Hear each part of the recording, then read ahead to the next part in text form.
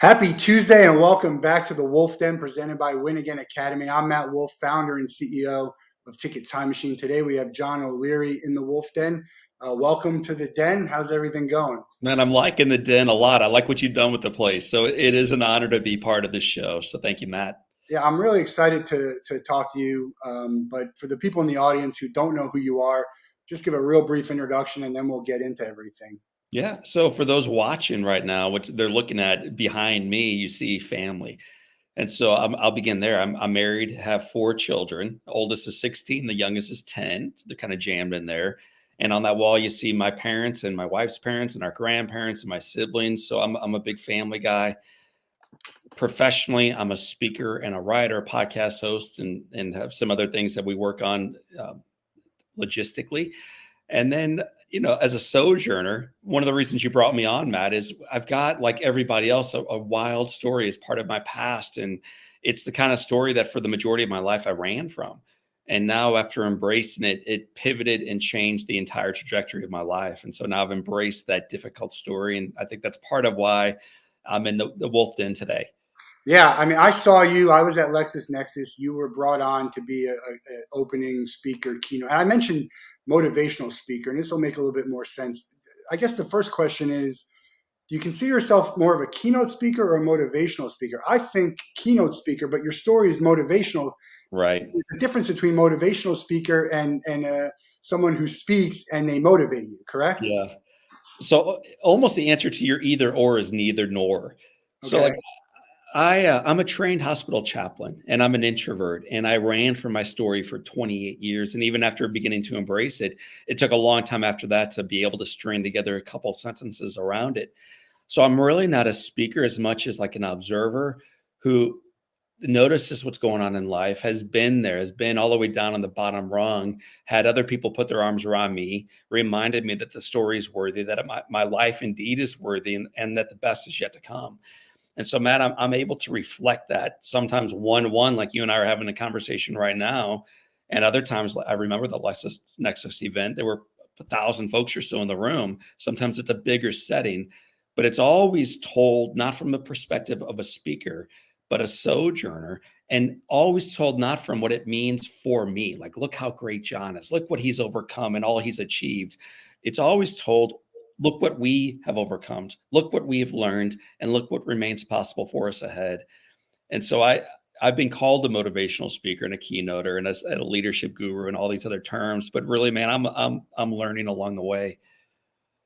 Yeah, but I mean, you're hired to speak, so it doesn't matter what we call it, but there is a difference between someone who comes to a conference or wherever it is and says what you say, and the other ones I've been to, because I was at 6 or 7 conferences of this, and someone comes on and says, and here at LexisNexis Risk Right. Solutions, and it's like fill in the blank of whoever they're speaking to, which to Right. me is like, it's not for me. You come up there, you tell your story. It's not, hey, look what I've done. Right. Although it should be, look what I've done, and here's why and Yep. how you should and can do it also. Exactly right.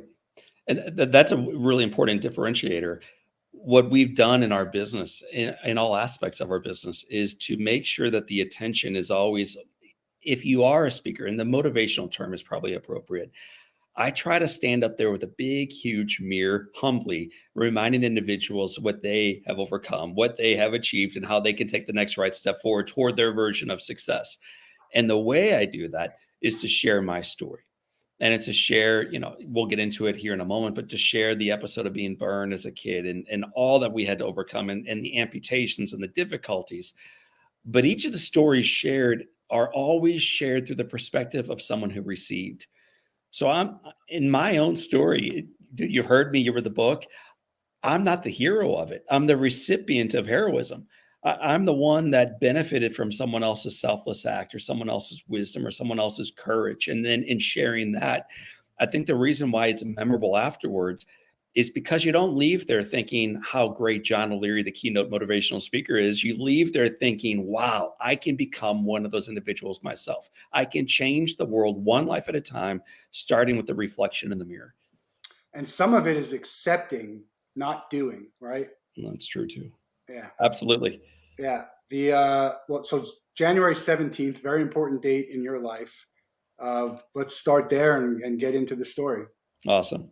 Yeah, we celebrated that anniversary 2 weeks ago, and that term "celebrated" is sincere. And I think when people hear the story, they'll be shocked to hear that today, as a family, we celebrate this thing. But on January 17th, not 2022, but way back in 1987, there was a 9-year-old little Missouri boy named John OLeary who had witnessed the week previous little boys in his neighborhood playing with fire and gasoline. And so when I saw these kids, I assumed if these guys, these big old tough sixth graders, can do this and get away with it, so can I. So with my mom and dad at work, I walked into the garage, bent over a can of gasoline. The plan, Matt, was to pour a little bit of gasoline on top of a piece of cardboard on fire. Not a brilliant plan, No. but that was my plan. I bear hugged the container, carefully tilted it, waiting for liquid to come out. And before the liquid even came out, the fumes came out of this can, created a massive explosion, split the can in two, picked me up, and then launched me 20 feet against the far side of the garage. And, we were all taught as kids what to do when we're on fire. So I'll ask you, Matt, what were you supposed to do when you're on fire? Stop, drop, and roll. Correct. What do you actually do, though, when you're on fire? I wouldn't be able to tell you, but I'm sure you're going to share it. Man, we run, you freak out, you panic, all that training goes out the window. And for some of us right now listening or watching, thinking, I'll probably never get burned. That's probably true in all likelihood, but you probably will have something that you've been training for. And then when that very moment shows up in your life, whether it's sales, as you and I were talking about before we went live, or relationships or health or whatever it is, the very thing you've been writing for, when it blows up in your face, how you respond will influence what happens next. So it's really important we recognize that training at cognitive level is never enough. It's also got to be tied down to our heart. The two have to become undivided, uniquely united. That day for me, they were separate, and I panicked and I ran, and it almost cost me my life, Matt. I mean, you've heard part of the story, and I ran into the house and on fire, flames leaping off of my body, 3 feet in all directions. And I don't think I shared this at the Nexus event, but as I stood on top of the front hall rug, screaming for help, I'm praying for a savior. I'll take anybody. I saw my brother Jim, who was 17 at the time, racing toward me. And I'm 9, he's 17. I remember thinking, anybody else, man, not this guy. He can't do anything. He's my 17-year-old brother. And yet this was his day to change and to become a far better version of himself. He picked up a rug laying there by the front door, ran back over to me, swung down into the flames. And after swinging down a third time, I remember he dropped the rug and he pulled away. So I'm still burning, but he pulled back. And I think there's an important lesson here. He pulled back because he caught fire. And if you've ever touched anything hot, what is natural, whether, again, it's in disappointment in sales or relationship or life or political affiliation or whatever's happening in your world to you, when it's about you, it's very easy to pull back and save yourself. And yet, what if this is hard to hear sometimes, but what if it's not about you? And I'm talking to all of us. What if it's about what we can do through our time and our talent and our treasure for a cause much greater than ourselves? And what my brother Jim recognized at age 17 is, although he burned himself, what liberated him to step back into the fight was the reckoning that it wasn't about him. None of this was about him that morning, which is a beautiful gift in life to realize. It liberated him that day to come back into the fight, pick back up that rug, swing back into the flames, burn himself additionally, and save my life. So I seldom share the story because it's so intense. But 1987, the lifesaver of the state of Missouri was not some firefighter or some paramedic or some, Vietnam vet. It was some 17-year-old high school junior with acne and freckles who woke up that morning self-centered and went to bed that night, burned and changed and better. So my brother Jim was not my hero that morning, but he has been my hero for the last 35 years. So that's the beginning of this wild journey that started on January 17th. Yeah, I want to get into it more, but a couple things to follow up on what you said. What? Well, I had like 3 things in my mind, and then I said, How badly injured was he? Yeah. So for those of us that track it at home, there's 3 different degrees of burns. Some say 4, but it's really just 3 different degrees. And the third degree is when you will need skin grafts. And you'll hear probably about John O'Leary, your guest today, getting a few skin grafts. The most common is what you get when you've been at the beach a little bit too long. That's called a 1st-degree burn. It's sunburn. It might peel, but it's fine. There's also something called 2nd-degree, which is like a terrible sunburn. Or maybe you touch the pot. You were cooking the macaroni and you touch the pot, you pulled back. It's going to blister, but it's going to heal on its own. And that's what Jim received on both hands. 2nd-degree burns. They're terrible. They hurt like all get out. They blister up. You can't use your hands for a couple days, maybe a couple weeks. But in time, those scars fade. But as you know, Matt, the greatest scars seldom are the ones you can physically see. They're the emotional scars. And this one breaks my heart. It's not just Jim wasn't the only one that got burned that day. I had 2 sisters in the front hall watching. And Yeah, my heart aches for them because although they were never burned 1st, 2nd, or 3rd degree, they witnessed something that I can't even fathom because I'm in the middle of it. So it's not even my story to share, but they witnessed that and that changed them. And for a while, it changed them for the worse. But over time, through healing and some work, they are the most empathetic, compassionate, faithful, other-oriented girls in the marketplace of life. So these anniversaries of life, when we view them through the proper lens, this doesn't make the pain go away, but the pain can be used. yeah. I remember what I was going to ask. You were talking about the training the whole life, and it doesn't matter what you're doing. It could be a professional baseball player. You realize that once you're in that moment, it's not so easy to do what you've been trained or taught or done 1,000 or 1,000,000 times. So that's one lesson I wanted to point out. Totally. The second part is how close were you to not making it? And I'm not talking afterwards. I'm talking about that day, that in that moment. Do you know? Do you have an idea? Yeah. Well, I mean, so the math is this. In 2022, this is the way they do the math for burn patients. They take the percentage of the body burned. So at home, you may do the math with me. 100% of John O'Leary's body was burned. They then add the age of the patient, 100 plus 9, and they've got mortality. So in 2022, the easy math on this is it's 109% likelihood that this patient would die if presented in an emergency room today with 35 years of advances. So the easy answer to your wonderful question is very low likelihood of surviving because the biggest organ on your body is your skin. And my entire large organ, my entire skin had been burnt off. 87% of the burns were 3rd degree. The remaining was either 2nd or 1st, but there's just no chance of this little guy surviving. So those are the odds stacked in front of John and his family when we present in hospital that day. Yeah. It's I mean that's why it's such a remarkable story. Even just if it was John got shot, right, and he had 100 and whatever the Right.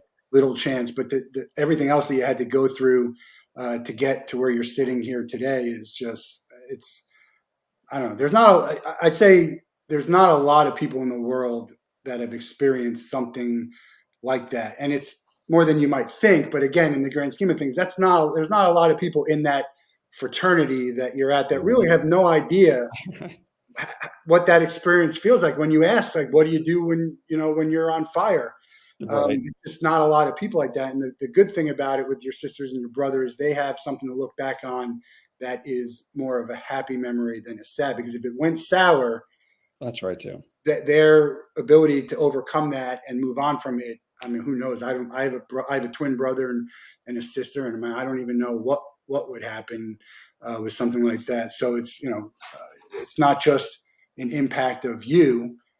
It's a The lot of collateral damage, no doubt about it. And with all experiences, and I'll speak to it in 2 ways, one through my mother and one through my father. But regarding my mom, she walked into the room right after my father walked out. This is now in the emergency room on that same day, a couple hours after I came in, and she walked right over to me.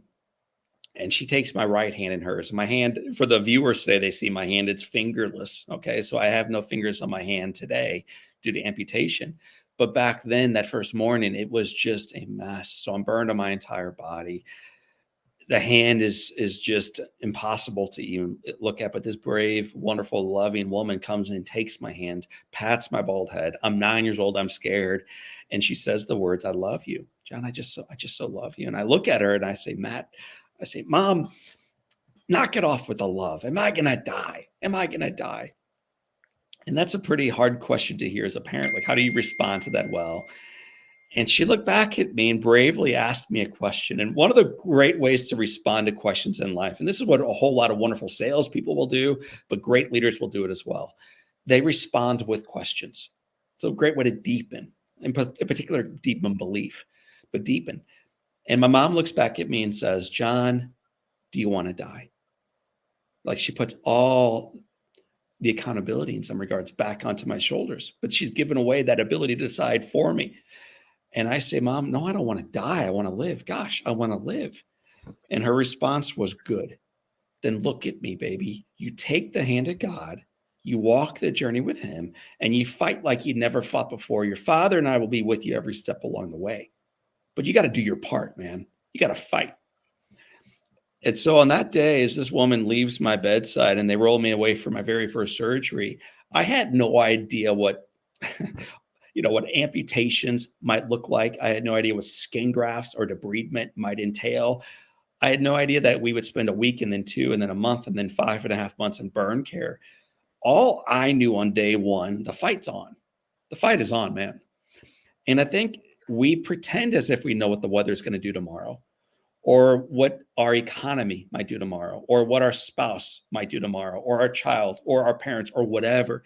And the reality is you don't have any control over any of those things, but you do have the ability to decide how you want to show up right now. And we give way too much power to Biden or Trump or Obama or Bush. I'll go all the way down the history books, your neighbors, your parents, your children, to everybody else other than the reflection in the mirror. And so the beauty of my mom's challenge that first day was, "John, do your part. We'll cover the shadows, man. We'll show up for you, but do your part." And over 5.5 months, I did. So I wanted to share that because I think that's an important next best step coming through a difficult experience. And as important as that is, what my dad said to me about gosh, man, now we're about a year after I came home from hospital. I'm about to go back to school, but I'm not yet walking. I'm not yet moving freely. I'm not yet really able to hold a pen in my hand. So I'm really struggling. And mostly what I'm struggling with, Matt, is self-doubt. I'm convinced that my friends are going to make fun of me, that I'll never fit in again. I knew back then I'd never get a job. I'd never earn. I knew no girl would ever want to hold a broken, damaged hand like I had. I just knew my life was over. So I'm barking up the tree and telling my dad how unfair all this is. Why me? Why me? And finally, my dad, and he's one of the greatest men I've ever met, and I was blessed to be raised by him. But my dad stood up from this conversation, walked over to the bedroom door, shut it, walked right back over to me. And now I know I'm in the doghouse. He kneels in front of me. He puts his hands on my legs. So I'm in my wheelchair. He's looking at me and he says to me, "John, damn it. Why not you? This terrible thing has happened to you. And if you want to pretend like you are a victim to it for the rest of your days, have at it. Nobody will ever blame you for being a victim to these circumstances. It is unfair. It is hard. It's amazing that you even survived it in the first place. So have at it."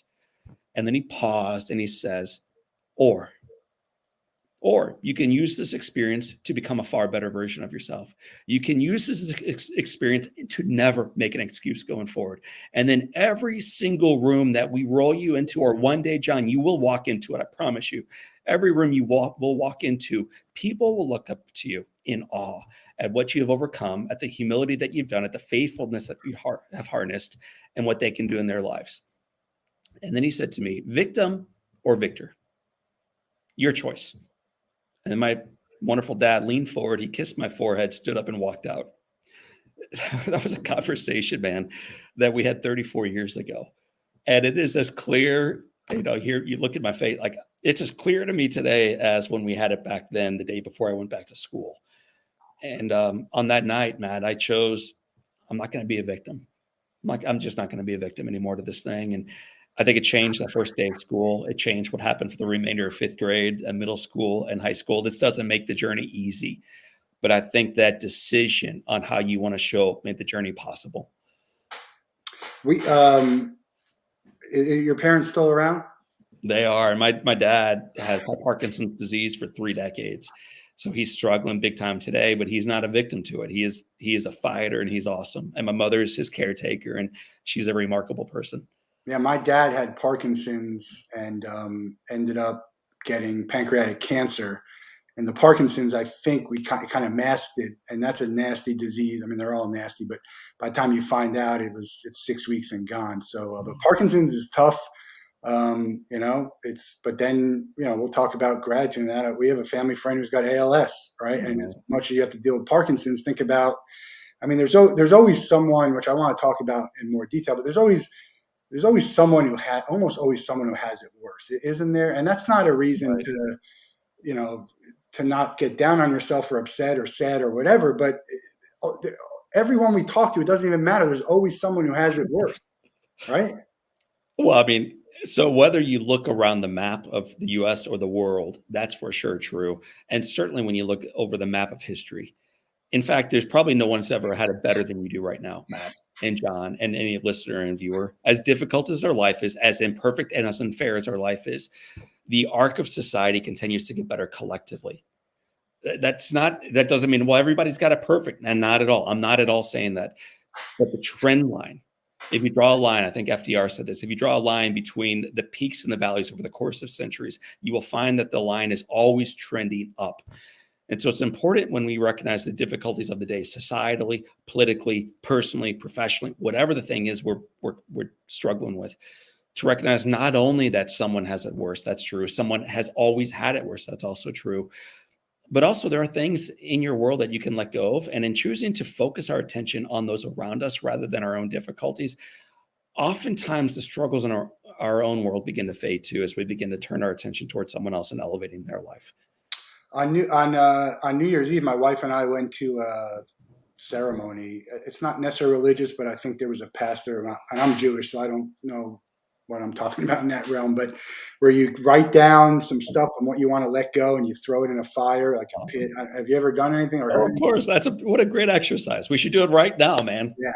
Well, we'll. I want to talk about right now also, but you said some things I want to go back on. My grandma's one of her favorite things was we make plans and God laughs, kind of similar to what you said. But I want to ask you a few questions on what you were talking about. When your mom asked you that question, did you know exactly the type of situation that you were in when you said yes, I want to live? Right. I mean, I still don't know what situation I'm in. So no, I have no clue. And I certainly had no idea. You had an idea that you were in bad shape, Oh and gosh. Yeah. I mean, obviously, bright lights coming down and everything else. So I knew I was really struggling. And for a child, there were two versions of that struggle, Matt. For me, the emotional struggle of thinking of all the damage I'd caused for my family. And for me, like even at that age, I knew the struggle that laid ahead emotionally and mentally. But burning down the house, ruining my body, inflicting financial hardship. Like I knew that damage already on day one. The physical damage, though, I had no idea how how incredibly arduous it is to recover from any event, but in particular a burn event. your parents did a great thing in the way that you talk about how they handled the whole situation, because there's a lot of parents who wouldn't handle it. There's a time and a place to berate you for what you did, and whatever. There's lessons to be learned, but they didn't. They put all that aside and said, "Now's not the time." Um, if you had different parents, that might have been different. That Yeah. might have changed your journey. And to be honest, had I had different journal parents, you and I are not on this journey together today. One of the coolest things my mom ever did, and I think this speaks to where you're taking the conversation next. When I came home from the hospital, because the first question's so dark, like, do you want to die? No, mom. But the next question she asked me, that was another turning point in my life. I'm home from the fire, 5.5 months in hospital. During that time, they've rebuilt my house. We've been through dozens of surgeries, incredible, epic recovery together. Not just me, but together. We did this thing together. And now we're home in a rebuilt home. And she made a dinner for me, but Matt, I can't eat it. My fingers are gone, man. So my sister Amy picks up the fork. She brings some chicken or whatever it is toward my mouth. And right as she's about to feed me, my mom, you talk about tough. You don't see much of this in parenting in 2022. My mom says to Amy, Amy, drop the fork. If John is hungry tonight, he'll feed himself. Yeah. And you've got a little boy on morphine in a wheelchair, mummified with bandages, with no fingers and no chance at life, who is looking now away from the fork as it slowly falls back toward the plate, now with anger toward his mom, thinking, how does she not know what I know so clearly to be true? I'll never do anything. I'll certainly never feed myself. My life is over. I survived, but to what end? To what end? And the long story made very short, she ruined my dinner. She ruined homecoming. It's a moment in time I'll never forget. But 2.5 hours later, after two different plates had been flipped over and the dog had been well fed that night, a little boy figured out how to sandwich a fork between two hands and bring this thing awkwardly toward his mouth, feeding himself, looking with hostility toward his mom, but importantly, Matt, feeding himself, taking the next right step in the journey. And so often in life, when we're stuck in financially, singleness, pandemic, whatever, we're like, well, dude, how are we going to get out of here? That's a mess. And I just don't worry about those things. If we can worry about taking the next right step toward the light, toward success, toward victory, toward whatever, that's the next right step. And so she got me that night to stay within my circle, take the next right step. And I think that made the rest of the journey possible. But it's a great lesson because there's a difference between you having to feed yourself, knowing that you're going to have to figure out how to do this for a long time. And John broke two arms. He needs, someone needs to help him eat today, right? Right. And both, I never, like, there's a great scene in Jaws. I'm an old movie buff. And when they're on the boat, it's one of the scenes before finally they're going to hunt this fish for the final time. And they're rolling up their sleeves and sharing scar stories. I typically don't do that. I'm not that impressed by physical scars. I'm so much more impressed by those who are moving to redeem them, by people who are trying to make a difference, regardless of their scars. So I try not to compare myself to broken arms or broken marriage or whatever else. I do think, though, in life, those broken events allow you to either grow in bitterness or compassion. And you mentioned that, John, I'm Jewish. I don't know. I didn't know what the ceremony was on New Year's Eve, but well, there was a great Jewish man. His picture hangs over here on my wall, named Viktor Frankl. Frankl wrote an awful lot about his faith. He wrote an awful lot about hardship, but he also wrote an awful lot about choice.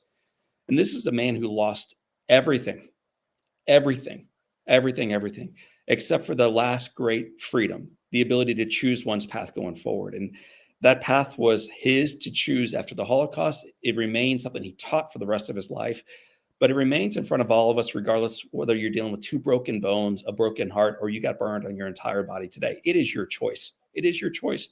Choose wisely. Yeah, you made my friend's day, Brent. Jaws is one of his favorite movies. He's got a question for you. Wants to know if your book is kid friendly. He's got two books, and we'll talk about them. But want to talk about the struggles and how you harness it. He's what, 8 or 9, Brent? I think 7, 8. Is it a little too early for him, or no? So I mean, the cool thing about, I have two books out. One is called In Awe, and one is called On Fire. And you can learn about both of those books.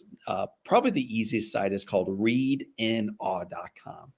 So read in awe.com.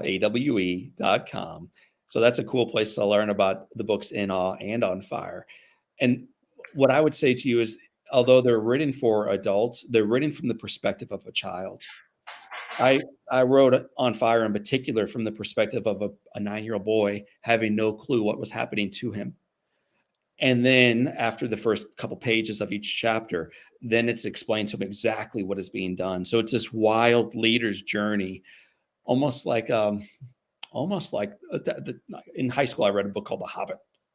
Some of us read the Lord of the Rings. Yeah. One of the first books in that series is The Hobbit. It is this wild journey of these people going along for a journey, not even sure where it's taking them. So I wrote the book kind of in that same perspective for a child, but then it's explained to them through the mindset of an adult. So it's a really cool book for adults or for kids, or in a really cool world, both, Brent. So I encourage you to check it out. Yeah, I think he will. So good. He'll be able to help his son out. Brent's a close friend of mine, always a great supporter of my show, and has good interactions. I want to ask the question: Do you when they ask you, do you want to live? answer is yes. And I'm sure you've gotten this question before. If I ask you, you have a choice, you can go back and have this never happen and see what happens with life. It's such a tough question Right. and hypotheticals, and people sometimes say, "Do you think about? Is that something you think about? If you had to answer it, what do you say?" Yeah. Well, thank you for asking it. So before we went live, Matt and I were talking candidly, like what's on the table, what's off. And I'm like, Matt, anything you want to ask that seems like it might be too personal, that's what you should ask. Yeah. That's what you ought to be going toward. So this is pretty personal now. And the reality is almost every day I look in the mirror and I see a very broken figure. So I don't want anybody to get the sense that O'Leary's got it all figured out and his life is a cakewalk. I don't have it all figured out and my life remains extraordinarily difficult and a profound blessing. So it's not either or. It is always yes and in life. It is yes and. Sorry, can you share some of the things that the incident has impacted for you now? Just a few things when you say it's difficult, whether it's something Sure. you can't do physically or just mentally that fits with you. So the answer again to that is yes and, man. So it's both physical and emotional. That's really in particular true with a physical scarring experience like mine. You're going to look at the scars for the rest of your life, but they're also going to remind you of who you're not or the things you lost. It's true. Lose a marriage, lose a bankruptcy, business, physical beauty. As we age, we go through the same experience. So it is both physical and emotional. Some of the specific ways that shows up physically, though, I don't have fingers on either hand.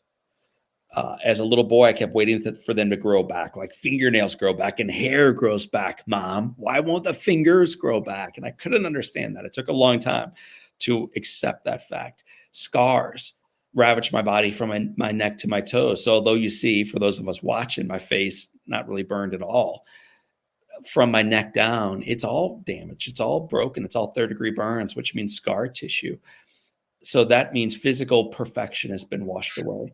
But it also means scars bend toward themselves. They eventually pull you into the fetal position. That's what they do. So I walk with a limp. My arms are at about 90 degrees. I walk a little bit bent over. My skin sometimes breaks down. Sometimes infections creep up. Sometimes I deal with fevers when I'm on the road at given events like LexisNexis. I was actually sick that day physically, not something contagious, just something part of my body now. So it's a constant reminder physically that something's off. And then that reminds you and triggers you emotionally to know for sure something's off. It's not right. Life's unfair. Why did this happen? All these ultimately unhelpful questions. So going back to the beginning of your question, if you could go back in time, would you blow out the flame and have a different life? I'll go back to my very first response to your question, John. Tell us about what you do today. And I began with the picture wall. That wall behind me is beautiful. I married the prettiest girl I've ever met. And I think when you see her and meet her live, you would agree. She's stunning. And that's not only her physical, the way she shows up, but like her heart. She's just a beautiful girl. And I think she was attracted to my imperfections. So I married who I married because of what I went through. These 4 kids who I have the honor of loving and raising. I went to a father-son event Sunday night with my boy Jack. What a blessing, man, to raise Jack, to love him well, to have his brother Patrick and Henry, now baby Grace, that I shoot baskets with every night. Man, all of this, the work I do, this podcast today, the books I've written, the coaching we do, the service in the community, the sense for being in awe every morning of a sunrise and every evening at a sunset, all of it is because of an event as a child. So, Matt, would I go back in time and blow out the flame? Not a chance. My life is hard, but I can't imagine a better life than the one I live. Well, let's say if it didn't happen, what do you think your trajectory was as a 9-year-old? What did you think your trajectory was going to be, and what would you be doing now if you weren't doing all this stuff? Right. What would you like to be doing? So if you ask your 9-year-old self, would you see yourself doing what you're doing today? The answer would probably be not. No, man, this was not the vision I had for myself right now. Back then, my vision at age 9 was to play baseball for the St. Louis Cardinals. So here I am now at age 45 almost. I would probably be in my final spring of getting ready for my final 24th year of playing shortstop for the Cardinals. I'd be tired. I'd be old, but I'd be on my way to a Hall of Fame career. That's what I had envisioned for myself. I never Were you looked good? forward. Were you good? I mean, obviously everyone dreams. Were you a good athlete? Yeah, to be, humbly, because I'm no longer a good athlete, so I can brag about who I was. I was an awesome athlete, man. Yeah. shortstop and pitcher and leading off, and like the things that you would that were the required ingredients to ultimately have a career like that. But who many kids have that. Yeah. And what a blessing, really, to have something so dramatic. And so much of the conversation so far has been on me. There were so many countless heroes who showed up alongside of me during the 5.5 months in hospital and during the 2 years of recovery and over the 33 years that have followed, that never would have shown up in my life had I had an ordinary childhood. And also to recognize this piece. Most kids who go through a burn experience or a painful parent's divorce or whatever else these children are going through don't have the kind of love and coddling and care that little John OLeary received. So I recognize how fortunate I was to receive what I did. Who are you still in touch with? Yeah. So, I mean, earlier you held up a baseball, and one of the individuals in my life was a guy named Jack Buck.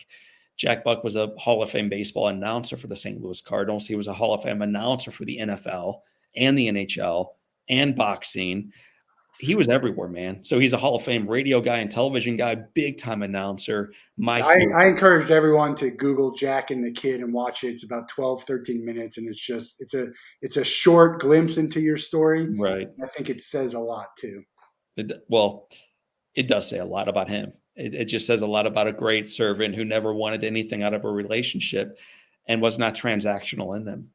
This was a guy who invested in a child on the second day I came into hospital, knowing that I loved the Cardinals, knowing that my eyes were swollen shut back then, knowing that encouragement matters when we're struggling. And this was a man who was told that first day that I would never live.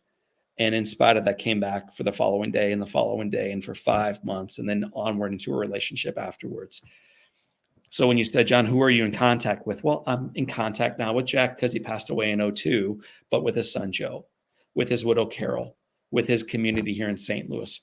I'm in conversation with a guy who came in and visited my mom during her darkest hours. He was a 25-year-old young Jesuit priest named Don Lee. He and I were emailing today regarding what he did for my mom back then. So it's just a chance that you asked me this question. But she was asked the question, who was the most influential person who showed up for her back then? And man, people were planting trees in Israel. The Pope was writing letters. Ronald Reagan and Nancy were writing, like, we had people coming from all over the place to support this family. And her answer was this 25-year-old kid. So then the question is, well, why? Yeah. Because while everyone else was there kind of like to talk, Don Lee, this young introvert, was there only to listen. And not only was he there to listen, he was there at the weirdest times. He would grade English projects from 10 o'clock at night until 1 a.m. And he decided, I get emotional even talking about this, man, but he decided he would do that work in the hospital waiting room, just on the chance that there was ever a time when Susan just might need someone to cry with or pray with or just listen to her yell and rant. And her most moving conversation took place after John's fingers had been amputated, when the mother's dreams of what her child could have become have now been cut off with that. And she leaves this room panicked and struggling and wondering when she comes back, will little John even be there in the morning? And she's panicked and no one's there. And in this dark waiting room is one guy sitting quietly, grading English projects, there to cry with her and pray with her and mostly listen to her. So you asked who were some of the people, man. It's this global network of individuals who showed up for me back then. And now as I try to expand this to be less about me and more about others, now it's a global network of, okay, I'm not the only one who got burned. I'm not the only one who struggles. Let's have these requests come into John, and let's then reach out to our friends at LexisNexis and Southwest Airlines and Microsoft and all these other big organizations that we partner with to make a difference in the community. So now we're trying to turn the light from receiving to being part of someone else's solution. Yeah, the comfort of strangers is a weird and powerful thing. Sometimes, you just feel more at peace or open to dealing with people who are the strangers than the people who are closest to you. So that's, Right. yeah, it's crazy sometimes. And sometimes the strangers are the more willing to help you than the people who are closest to you, which I found, in the last couple of years, very, very a weird feeling. But, I'm willing to help strangers and people that I don't know. I've reached out, so I know it's not a lot of people out there who do that, but it's always good to to see. Absolutely. That's an odd point though, isn't it? That both sides of that equation. One is we frequently feel safer sharing with strangers than we do with roommates, spouses, parents, dear friends. So there, I mean, there's a lot to unpack there. And then secondly, this idea that frequently roommates, parents, spouse, children, dear friends are not the ones who raise their hand first to serve, to flip out the flat tire, to make a difference for us, to help return a phone call, whatever the thing is. So I think in life you learn we learn from those around us both what we want to become and also what we don't want to become. And so as we learn in life going forward, it's really paying attention to who have made the greatest difference for us and then the desire to become like those for others. You share all the time everywhere. You have a newsletter which I recommend everyone sign up for. You have a podcast which I recommend people listen to. It has other people's stories and just lessons on how to live inspired, which is your thing. Live now. Is there anyone who your story and your podcast is not for? Is there anyone you would say, or is it for everyone? It feels like it's for everyone, but is there anyone it's not for? Yeah, what's really weird is when you go through branding exercises, this from your sales experience in your business, they almost always you niche to get rich. Niche to get rich, man. Be as narrow as possible and get ready to roll out the Brinks trucks. We are so broad. We are so broad, but very purposefully so. I think our message is so human, and we have people who listen to our podcast who are 5 years old, and on the way to kindergarten every day they tune into Mr. John's podcast, and I think that is so cool. We have people who are wildly left leaning, and people who are profoundly right leaning. People who love Trump and have the flag hanging high on their flagpole, and people who could not wait to get him out and celebrate Biden's election with every fiber in their body. And because we play right down the middle with truth, both of those people, the left and the right, the young and the old, the Americans and those tuning in from 75 nations, think that we are speaking and writing and presenting only for them because we come in at the human element. You mentioned that you are Jewish. I'm Christian. And I think what Jesus did so beautifully is he met others at the well. This is a Jewish carpenter who met others not in the synagogue, not with everybody knew, man. He wasn't hanging out where the know-it-alls were hanging out. This was a man who hung out in the community. And that's what we want to do. And I don't want to be known as the left guy or the right guy or the conservative or the liberal or the old man. I want to love people well and be there so that they can take the next right step forward in their journey. Yeah. Every year, and this is something I want to talk about, maybe the most important lesson. Every year, my dad passed away in June, and every year on the date, I have a post and I share it. I usually don't even add more, just to say, don't wait for something bad to happen to tell the people you love them, to do what you want to do, to reach out and say, I'm sorry, whatever that case may be. So the question is, why does everyone wait until someone dies, to tragedy, to want to make these changes? And I'm guilty of it as anyone else. It happens. I hear the story and I'm rah, I'm going to do this. And then I forget about it for 6 months until the next thing happens. Right. Anything with why do we do that? Yeah, there's probably quotes better than what you're about to hear from me, but we are extraordinarily busy doing the urgent rather than the important.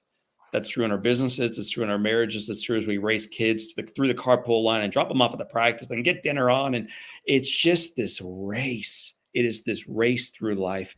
And we think when we get there, and by the way, there's always moving. But when we get there, that's when we'll slow down and do the important, the stuff that truly matters. And what I know from people who get there is it's too late by then. So frequently, it's we wait to retire to do the stuff that is actually most meaningful. That's when we'll serve.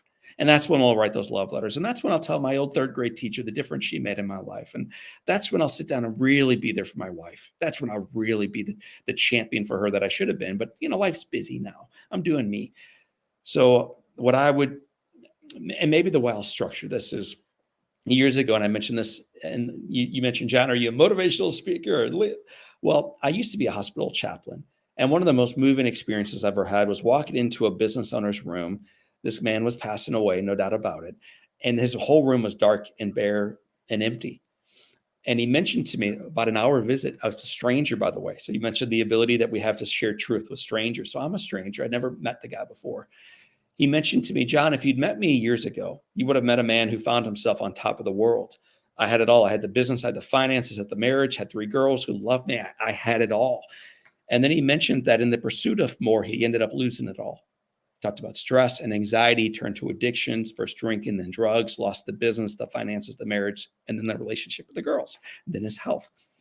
And at the end of his long visit, he left me with this. He said, John, I realized that I climbed to the top rung of the success ladder, only to realize I had the damn thing leaned the entire time against the wrong wall. And I left that meeting, I'm 25 years old at that time or so, realizing, man, I don't ever want to get that one wrong. I don't want to get that one wrong. And so one thing that you may want to do daily, and I'm not talking only to Matt, but to myself and to everybody else, if I haven't yet rocked you to sleep, is to continually ask yourself, am I leaning this ladder against the right wall? Am I setting it on the right foundation? Am Do I we making know until we get to the top? I mean, don't you have to sometimes get to the top to almost understand? I mean, there's general things that hey, I'm doing the right thing, but in certain aspects, maybe you don't know till you get there. I think that's like a little bit like those saying, you'll figure out the kind of house you build once you build it.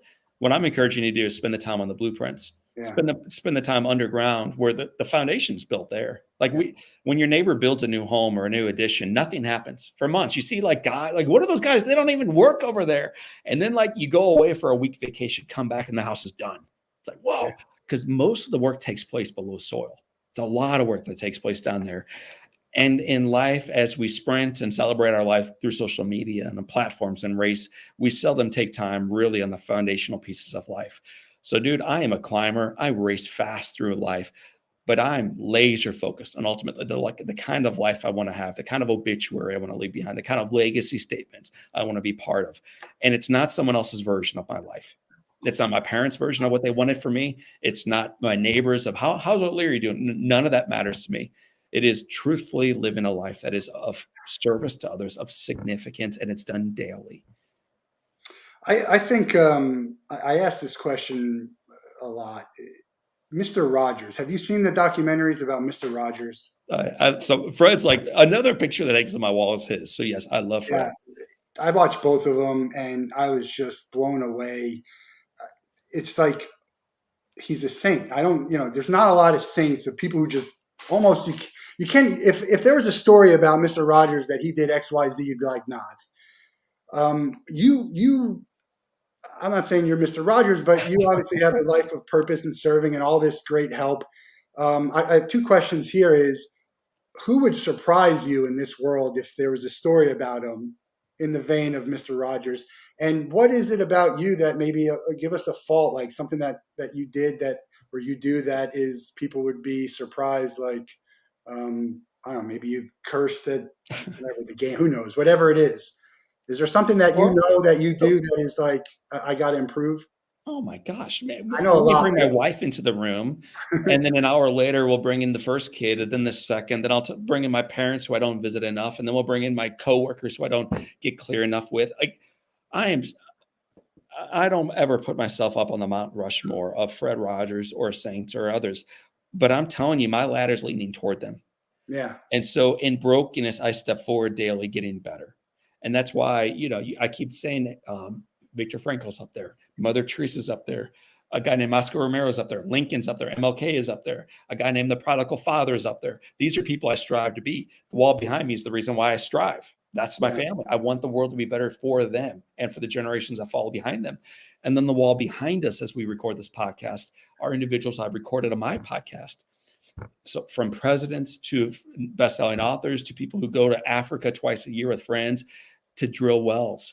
They didn't have any experience. They just realized, damn, there's a need and we can complain about it or we can do something about it. One of the quotes from Fred Rogers that I love, it's actually from his mom. Anytime, she said, that you see things that scare you, Fred, rather than looking at the scary thing, look for the people responding to it. Look for the helpers because there are always helpers. Yeah. And what social media does, what the mainstream media does, what Fox does and MSNBC and CNN, I want to make sure all of your listeners are offended now, is they only look for the fires. They only look for who to point fingers at, and they just blame, and curse, and do all this other stuff talking about how bad the world is. It's what sells. It's what sells, man, but it's not what redeems. It's not what sells. It's not what Fred Rogers' life was about. And if he wasn't intentional, and he was a media guy, that's the life he would have climbed all the way up and realized, oh man, I did the wrong thing. He realized early in his career, I'm not playing that game. Other fools can play that one. I'm going to go in this direction. And that's why 2 decades after his death, you and I never met him, are still impacted by him. He played a different game. Unbelievable. And I didn't know. I grew up watching him, but I watched the documentaries, and it just puts it in a whole nother light. I know your ladder's pointing that way. That's why I mentioned that. Does someone pop out to you? Like, for me, it's Tim Tebow. If Tim Tebow wasn't who he said he was, and everyone thinks he is, I'd be shocked. But you never know. What I've learned in life to give people grace. Trump deserves grace. Biden deserves grace. Mr. Rogers for his trips. I'm sure if you really knew him, he's not exactly who we thought he was. Maybe deserves grace. In fact, Mother Teresa, oh gosh, Hitchens wrote a whole book about how unfaithful Mother Teresa is. So Christopher Hitchens, an outstanding writer, powerful atheist, who stood against everything the Mother Teresa claimed to do, wrote a whole book about how wrong she was. But in writing that book, some of it is accurate. He missed the fact that even saints deserve grace. They deserve grace of accepting the human condition. Yeah. So I try, regardless of the individual we put in front of people on the Mount Rushmore of life. By the way, one of the things we do as part of cancel culture now is we want to chisel off those 4 faces. They don't. Do they even know what Thomas Jefferson did? Chisel him off. What Lincoln did, chisel him off too. Get rid of all these people because they weren't perfect. Yeah, who is? I'm not. Get to know me, and you'll find a guy who's really broken and getting better. So I just encourage us, quit looking up to Tim Tebow as the embodiment of perfection, because as we step closer to him, you'll realize, oh man, he's not the one either. Well, I realized that. I was just saying, if you heard the bad story, you'd be like, that's, I don't know about that. Because there's a lot of people who act a certain way, virtue signaling. Totally. They have a persona, but they don't back up what they say, right? It's like, do it as I say, not as I do. And, and they get rewarded for that. People don't know. So that's just one of the reasons I bring that up. I always ask for a Mount Rushmore. A lot of times it's about sports or athletes or singers. Do you have a Mount Rushmore? Give me a Mount Rushmore of any topic. It could be sports. Give me something. So my Mount Rushmore is always more about service than performance. Yeah, great. I mean, if you can combine both, all the better. So the first name that came to mind, and he's not pictured in my office, although his ball is at my home office, it's a guy named Stan Musial. Yeah. So Stan Musial is one of the most underrated athletes, and in particular baseball stars of all time, but absolutely one of the top 10 baseball players of all time. And the national media doesn't know it because he played his entire career with one team, St. Louis Cardinals, 24 years. He has all kinds of records. He's an amazing success. My favorite record from Stan Musial by far, well, there's 2. One is he has the exact same amount of hits on the road as he does at home. Dude, that's crazy. I think he ended up with like 3,500 hits, and the exact same amount of hits were on the road as at home, which is just so unusual. Yeah. So that's really cool. His performance was everywhere. He was the same in the light and in the dark. We could unpack that one. But my favorite stat is in 24 years of playing baseball, that's a lot of ball, not once was he thrown out of a baseball game. And I have a whole lot of other, Mike Matheny is the greatest leader I know. Mike Matheny is the coach for the Royals. Yeah. He has the most highest winning percentage of anybody who's ever coached the St. Louis Cardinals. He's a great catcher defensively, great guy. But he was thrown out of dozens of games just because in the moment, man, you get hot and you want to throw it down. And that's George Brett. He almost got in a fist fight with a couple umpires, and he's another great guy. But in the moment of heat, sometimes you just let it slip. 24 years of day after day of battles, not once. And he was that same humanitarian and all-star, both on the field and off. And Bob Costas was a recent guest on our podcast, and he shared the story because he was asking me the same question. Who's your favorite St. Louis ball player? And I told him Stan. So he said, well, John, let me tell you a story of Stan. And in the 1963, I think, All-Star game, there's a very divided time in our nation. All the white guys, and that was the majority of the dugout filled with white guys, were on one side of the clubhouse. And there were 3 black players playing poker. So just 3 guys playing poker by themselves, segregated. And in steps in a guy who'd never held a deck of cards in his entire life named Stan Musial, sat with these 3 black guys. You can imagine the names, sits with them and says, deal me in, guys. He doesn't know how to play cards. He's not doing it because it's fun. He doesn't do that because it relaxes him before a game. He wants to make the mark on the others, that these 3 guys matter. So when you think of a guy who belongs on Mount Rushmore, a man who should not be chiseled off, Stan Musial ought to be high on someone's list. Let's a controversial baseball take. What do you think about the Hall of Fame and these guys not included? What I will say is I find it very odd when a guy tests positive for substance abuse that he makes it in the first ballot, and then guys who have never tested positive but people believe they did aren't allowed in because we think they might have. We're pretty sure they did because they played a long time or they got really big. It's a really weird mixed signal. You got a guy who tested positive who makes it in. And you've got 2 remarkable guys, and I'd add a third, Mark McGuire, who aren't in. So I'll kind of leave it there. But I find it very odd that, again, we virtue signal as writers what we think ought to belong, what we think values ought to be, and what we think is worthy and wholesome and good and true and fair. And we allow in some that get through that, Ty Cobb, Big Pappy, among others, and we wash away a whole bunch of others. So the Hall of Fame, without Pete Rose, without Bonds, without very odd to me. Not a Hall of Fame to me. That's my opinion. Somehow get him in. I don't know, care what you say. Put a big, I don't know about an asterisk, but tell the story. But whatever it is, I don't care what you're on.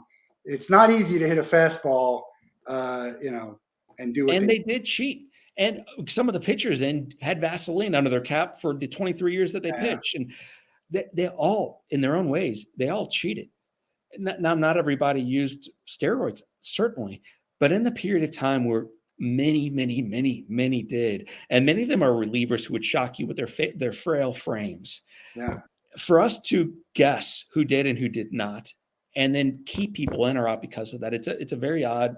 It's a standard that I would not want to vote into. I would rather have the performance on the field be what allows me to vote, and then to allow their peers. I don't understand why we take 17 years to figure out if someone's Hall of Fame worthy or not. I posted today about Brady. Put him in the next class. Put him in. What are we waiting on? Right. The only thing that can happen is bad things can happen between now and 5 years. That's the only thing that can happen. His career hasn't changed. He's either a Hall of Famer or he's not. Is he out because he deflated balls 11 years ago? Like, is that a reason to keep him out? It's the idea that we are the moral police on the sidelines looking back at things. I don't appreciate it during a movement societally of canceling people. And by the way, many people frequently think I'm leaning against one side or another. I will tell you, all parties believe in cancel culture. They all believe in cancel. Whoopi Goldberg is the most recent one. Cancel her out because of some things she said just yesterday. So it's not a left versus right. It's us versus them. And it's never helpful. Whoopi doesn't deserve to be canceled, but it's how is it that it's 2022 and someone makes a comment like it's crazy. Crazy to me. Correct. So have the conversation. I think that's where the good stuff takes place, in the middle. You asked me who the podcast is for. The podcast is for the middle.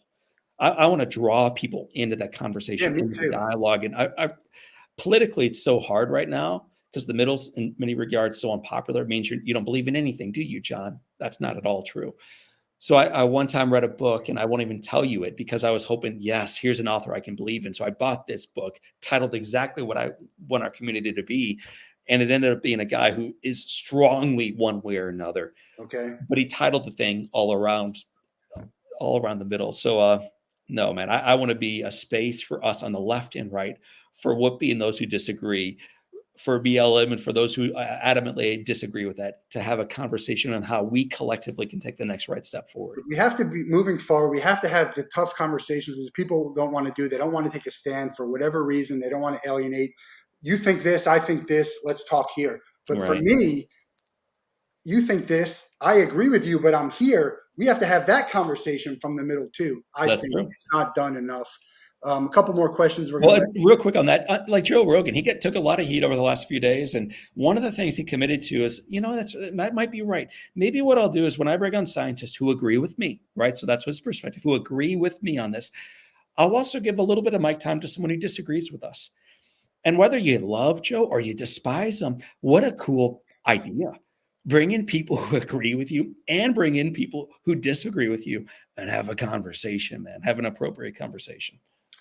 Yeah, it's I posted about that too. I'm just trying to be like, look, I don't, it's a tough world we're living in, much different now than it was back then, and we just got to be careful. Always got to be careful what you say, because others are easy to believe it, and it's in That's writing. right. It's forever. What's the best place your speaking has brought you to? Your favorite city? I don't want to ask you what your favorite engagement was. Do you have a place that that it's taken you to, and where's a place you've never been that's on your list? So that's awesome. So 50 states and a couple dozen countries. So we've been all over. I'll give you two quick answers on where we've been that are really remarkable. The most stunning geographical places was in Broome, Australia. So Australia is the size of the United States, huge country. Everyone's coastally based for the most part. And on the far west side, there's a little city called Perth, right? Perth. Yeah. So if you fly into Perth and then you take a 3-hour flight north, there is a nondescript, seemingly little city, maybe 20,000 people who live there, called Broome. Almost no electricity, almost no people, lights shut off. And you look at a sky as an American I'd never seen before, the Southern Hemisphere, the Southern Cross. I was on a beach. It was part of this leadership program I was part of. But the guy that night before I spoke was like an astronomer, and he had the laser pointer. And we're laying on the beach, man. The waves are lapping in, and he's pointed up. In a moment, you're going to see Venus, man. And then boom, Venus pops, and he's got the laser pointed right at it. And he points out the Southern Cross. And it was the most spiritual thing I've ever been a part of in nature. So Wow. that was cool. As far as a space, though, it was a prison in Fort Leavenworth, Kansas. And that was my first time into a prison. And man, I weigh 100 pounds wet, and I'm skinny, and I don't have muscles. And these guys have muscles on top of muscles. And I'm nervous going into this room, and I don't know if I belong. And about 30 minutes in, it's only one guy in charge, kind of like a counselor, me, and then 100 inmates. These are lifers. And then the lights shut off by accident. So there's like a breakout or something. So the lights shut off, the doors slam. And now it's 100 guys all wearing orange, one nondescript guy who doesn't have mace or a gun, and then John O'Leary. And I'm petrified. There's sirens blaring. There's one red light kind of churning above overhead. And then from the back of the room, this big, huge, boisterous voice says, "Keep talking, man." And so in essentially pitch black with sirens blaring, one red little light casting a little bit of light, Kept 100 going. guys in darkness, but trying to share a little bit of light. This guy named John O'Leary keeps sharing the story of hope and life and resilience and redemption and possibility, regardless of what walls bury us today. And at maybe 30 minutes or so of this, eventually the lights turn on, the sirens stop, the doors open up, the guards come in, and they quickly rush these guys back to their jail cells. But before they rushed them out, we formed a line, and 100 big tough men lined up, and they hugged John as they walked back out. And it, as beautiful as Broome was, my favorite experience was Fort Leavenworth, Kansas. Do you have a place you've never been, or a sporting event that's on your bucket list? Hmm. So, sporting events, we spoke into some professional teams, and I'd like to do a lot more of that, less around performance on the field and more about performance off. And it's not, they're not mutually exclusive. So, I hope that these large teams, and again, I partner with the NBA and MLB, among others. I hope eventually they see within this story an opportunity to bring into their clubhouses and locker rooms a story that would allow their teams to shine on the ice, on the pitch, on the court, on the field, and shine in hospital rooms and prisons and in marriages and in singleness and in a community of people that are following every move on social media. Give them something worthy of being imitated. That would be part of the battle cry. So that's something I hope we do more of. As far as a geographical spot, I've been all over, man, but I've never been to Portugal. I'd really like to go to Portugal, and I've never been to the Antarctic. So those would be two cool places I'd like to go at some I point. got to Portugal off a LexisNexis Circle of Excellence trip. I extended my trip, and my wife and I went to Portugal. It was nice. We had a francesa and some chinjaja, which is good food and drink. Yeah, I mean, That's awesome. it's nice. I'm gonna let you go on the same question we let everyone go with. You have one day to spend with anyone in the world. They have to be alive, and you can't be related to them. You're very connected, so hopefully, it's someone that you can't just make it happen. Who would that be, and what would you guys do? You know, there's answers that are like going to come to you quickly, and I'd rather just sit in the awkward, miserable silence, which you never do on radio or podcasting, because I want to give you the right one. We've had plenty of awkward silence, most of it on my end and not the guest end, but we've had it it happens on the Wolff Den often. So, and I don't know this person's name, but this is what I want to do. So I had a recent guest on our podcast who met Mother Teresa right before she passed away. And she walks into the room, this little Albanian bent over nun who spent 6 decades in Calcutta. And he wasn't sure where to look. I mean, it's a living saint walking into a room, bent over and everything else. He was amazed by how frail she was. So he looked down, and that's when he saw her feet. And he's like, I can't get her feet out of my mind. I'm like, what do you mean? And he talks about how ugly and warped and blistered and calloused and toes bent over toes, many of them missing fingernails. And he's like, man, they were the ugliest feet I've ever seen. And they were the feet of a living saint who spent the entire journey of their life making a difference. Yeah. Well, that baton has been passed to someone else who also has ugly feet, probably residing in Calcutta. And it's not known to the degree that Mother Teresa of Calcutta might be known. But this person, male or female, none or not, has that heart. And I want to meet with her because the work they're doing and the ugly feet they end up with is the work I want to do and the ugly feet I want. So at the end of my journey, I don't want to be known for how many books I wrote or how many speeches I gave or how much money I made. I really want to be known for how ugly my feet were in the service of others. So I got to figure out how to find out who this person is, fly to Calcutta, hang out with them for a day, and learn how to be more like them. Yeah, I saw that, I think either in the newsletter or podcast. So I encourage everyone, again, watch the podcast. He's had some incredible guests. The newsletter is some daily, almost like a daily affirmation with an extended story, right? Yeah, I'm subscribed on a few emails. Check out the books, the website, johnolearyinspires.com, Twitter, Instagram. You can find him anywhere. If you have a group you want him to speak in front of, I truly mean it when I say it was the best speech. I was in tears. I couldn't, I encourage everyone to Google Jack and the kid. We didn't talk as much about the actual event. I want people to, they can find out that stuff but that's not really your story. That's just what made your story able to happen. And so that's why I want to talk about a lot of other things other than just that. People probably could spend an hour with you talking about the accident and the rehab, and it's certainly worth talking about. But there's so much more to that, and that's why I appreciate your time here, and looking forward to seeing what comes next. Matt, I am too. I'm looking forward to what comes next in your life, man. You clearly are a phenomenal leader and listener. So thank you for your work and your example. Yeah, appreciate it. We got another great guest, Pam Gaslow, coming Thursday. She wrote a book called "Don't Bring Your Vibrator to Rehab." It's about her journey in I'll rehab. be there for it. Yeah, we'll talk to you guys soon, and live inspired. Right? Any final words? Live inspired. Is that how we end things? You know what? So people oftentimes are looking for the one takeaway. Here it is, man.